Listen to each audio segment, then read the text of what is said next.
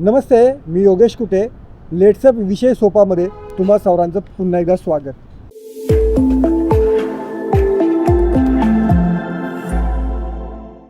आज जर तुम्ही शेअर बाजारामध्ये गुंतवणूक करत असाल, तुमच्याकडे म्युच्युअल फंड असेल किंवा तुम्ही अगदी निफ्टीच्या अगदी कोणत्याही स्कीममध्ये जर तुम्ही पैसे गुंतवले असेल तर तुम्हाला आज तोटा झालेला असेलच. कारण त्याचं कारण असं झालेलं आहे की निफ्टी 50 या निर्देशांकामध्ये ज्या बँकेचा समावेश आहे त्या इंडसइंड बँकेच्या शेअरनं आज जोरदार आपटी खाल्लेली आहे. ही आपटी किती मोठी आहे तर तब्बल 26% निफ्टीमधल्या कंपनीचा शेअर कोसळण्याची दुर्मिळ घटना शेअर मार्केटमध्ये आज घडून आली. म्हणजे इंडसइंड बँकेचा शेअरच्या कालची जी शेअरची जी किंमत होती ती 900 रुपये होती आणि आज या शेअरची किंमत ही 655 रुपये क्लोजिंगला आहे. नक्की काय घडलेलं आहे इंडसइंड बँकेमध्ये की ज्यामुळे या बँकेच्या गुंतवणूकदारांनी शेअरची मोठ्या प्रमाणात विक्री केली.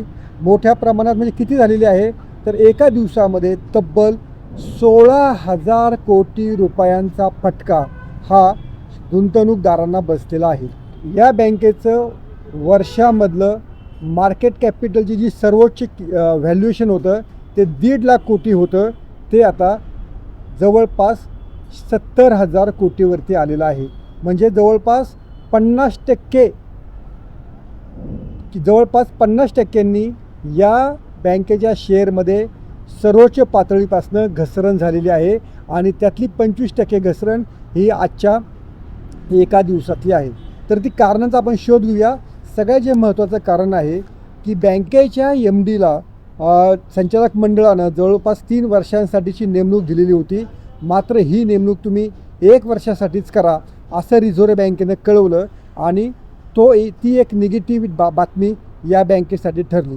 दुसरी महत्त्वाची गोष्ट अशीच ठरली की एक डेरिव्हेटिव्ह व्यवहार असतो, त्या व्यवहारामध्ये बँकेला 1100 कोटी रुपयांचा तोटा झाल्याचं व्यवस्थापनानं हे सेबीला कळवलं आणि मार्केटला असं वाटलं की इतका महत्त्वाची घटना बँकेनं उशिरा का कळवली, याचा अर्थ बँकेच्या व्यवस्थापनामध्ये तर काही प्रॉब्लेम नाही ना, अशी शंका गुंतवणूकदारांना आली आणि त्यांनी आपल्याकडील बँकेचे शेअर विकायला सुरुवात केली. तिसरी जी महत्त्वाची गोष्ट आहे, ही जी बँक आहे ही हिंदुजा ग्रुपनं प्रमोट केलेली बँक आहे. म्हणजे अशोक लेलंड सारखी कंपनी तुम्हाला माहीत असेल तर ज्या अशोक लेलंडचे मालक आहेत त्यांचेच या बँकेमध्ये तब्बल 16% शेअर्स आहेत आणि त्यांनाच प्रमोटर म्हणून बँकेकडे पाहिलं जातं. मात्र 16% शेअर जरी हिंदुजाकडे असतील तरी म्युच्युअल फंड्स, FIs असतील म्हणजे परदेशी वित्त संस्था किंवा जे मोठे गुंतवणूकदार असतील किंवा सामान्य गुंतवणूकदार यांच्याकडे याचा सगळा उर्वरित वाटा आहे. आणि असं बोललं जातं की निफ्टीमध्ये ही बँक असल्यामुळे अनेक शेअर मार्केटमध्ये गुंतवणूक करणाऱ्या म्युच्युअल फंड्सला किंवा अगदी निफ्टीमध्ये गुंतवणूक करणाऱ्या कंपन्यांना इंडसइंड बँकेचा शेअर हा घ्यावाच लागतो. त्यामुळे तुमच्याकडे कोणताही जरी म्युच्युअल फंड असेल तरी त्याच्यामध्ये इंडसइंड बँकेचा समावेश असण्याची शक्यता आहे. त्यामुळं तुमच्याकडील एकाच कंपनीच्या शेअरची रक्कम आज 25% कमी झालेली आहे.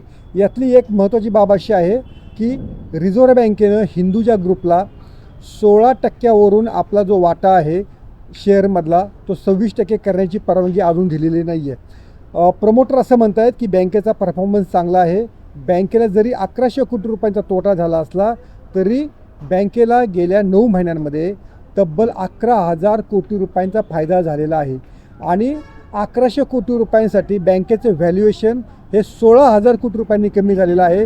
हा प्रमोटरसाठी देखील मोठा धक्का आहे, व्यवस्थापनासाठी देखील मोठा धक्का आहे. त्यामुळं शेअर मार्केटमधली ही आज महत्त्वाची घडामोड होती. शेअर मार्केट सध्या निगेटिव्ह झोनमध्ये आहे आणि कोणतीही निगेटिव्ह बातमी ही मोठा दणका देऊन जाते. त्याचंच आज प्रतीक इंडसइंड बँकेच्या रूपाने आपल्याला पाहायला मिळालं. बघूया या बँकेचा शेअर पुढे कसा वाटचाल करतो आहे किंवा त्याच्यामध्ये काही सुधारणा होते आहे की आणखीन काही गटांगळा खाणार हे पुढच्या काही दिवसामध्ये आपल्याला कळेल. पाहत राहा लेट्सअप मराठी.